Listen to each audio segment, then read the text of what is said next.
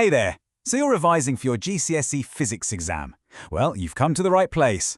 Today, we're going to crack the atom wide open, covering absolutely everything you need to know for section 4.4.1.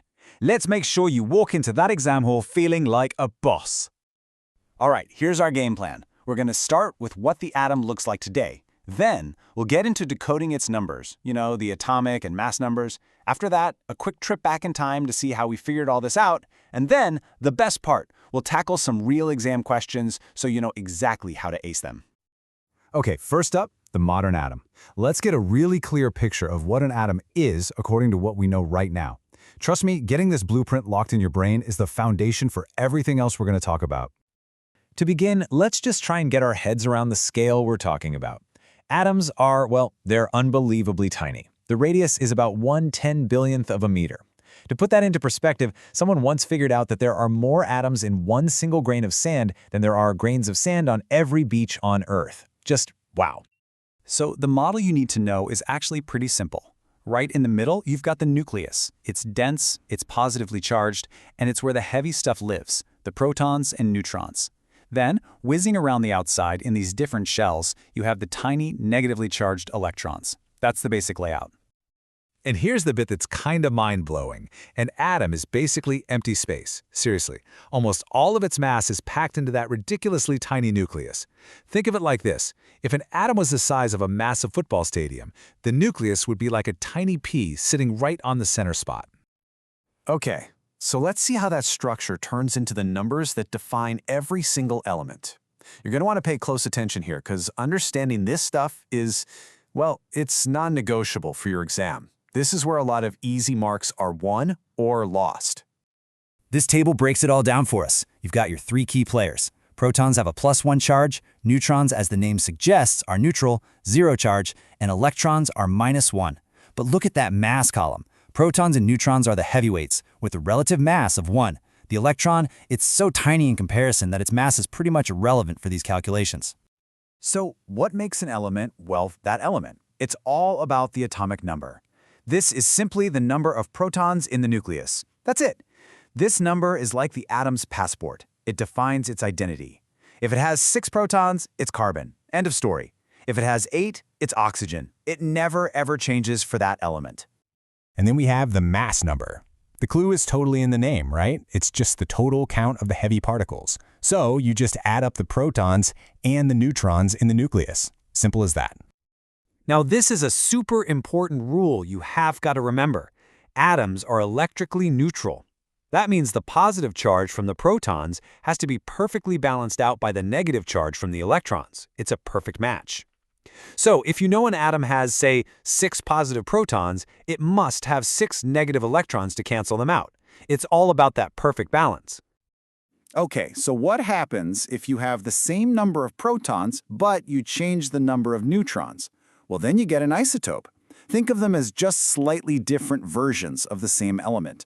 They're in the same family, they're all carbon, for example, but some are a little bit heavier or lighter because they have a few more or a few less neutrons.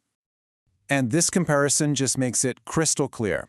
If you're looking at 2 isotopes of the same element, the number of protons is the same, the atomic number is the same. The only thing that's different is the number of neutrons, which of course means the mass number is going to be different too. So, how on earth did we figure all this stuff out?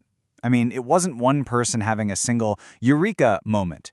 This whole story is a perfect example of how science really works, New evidence comes along, it challenges the old ideas, and our understanding has to evolve. And this timeline shows that journey perfectly. We started way back in the 1800s thinking atoms were just tiny, solid balls. Then, boom, the electron was discovered, and we got the plum pudding model, which was this idea of a ball of positive pudding with negative plums stuck in it. The whole thing was turned on its head in 1911 with the nuclear model. Bohr improved on that a couple years later, and then finally, in 1932, Chadwick found the neutron, which kind of gave us the final piece of the puzzle. Now, the big turning point, the real game changer in this story, was the alpha particle scattering experiment. It's famous. Scientists were firing these tiny alpha particles at a super thin sheet of gold foil, and the results were just shocking. Most of them went straight through, as expected, but some of them bounced almost straight back. It was like firing a cannonball at a sheet of paper and having it fly back at you. There was only one possible explanation. The atom's mass had to be concentrated in a tiny, dense, positive center, the nucleus. And just like that, the plum pudding model was toast. Okay, theory's done. Let's get to the most important part, applying all this knowledge. How is this stuff actually going to pop up on your exam paper, and what's your game plan for getting max marks? Right, you can pretty much guarantee you will see a question just like this. It is an absolute classic. It's testing whether you understand the story of how our ideas changed. They really want to see if you know why the science had to move on. And here is your blueprint for a perfect answer. Just follow these steps. First, describe the plum pudding model. Then, describe the nuclear model. Now here's the key part. You have to state the main difference, that the mass is concentrated in the nucleus. And if you want those top marks, you absolutely have to link this change back to the evidence from that alpha particle scattering experiment. That's the clincher. And here's the other really common type of question. This is a straight-up test of whether you can decode those numbers we talked about. They give you the symbol, you just have to pull out the information. And here's how you solve it every single time. It's a simple process. Step 1, the bottom number is your atomic number. That's always your number of protons, so 11 protons. Step 2, the question says it's a neutral atom, so electrons must equal protons. That means 11 electrons. Easy. Finally, to get the neutrons, you just subtract the bottom number from the top number, so 23 minus 11 gives you 12 neutrons. Done.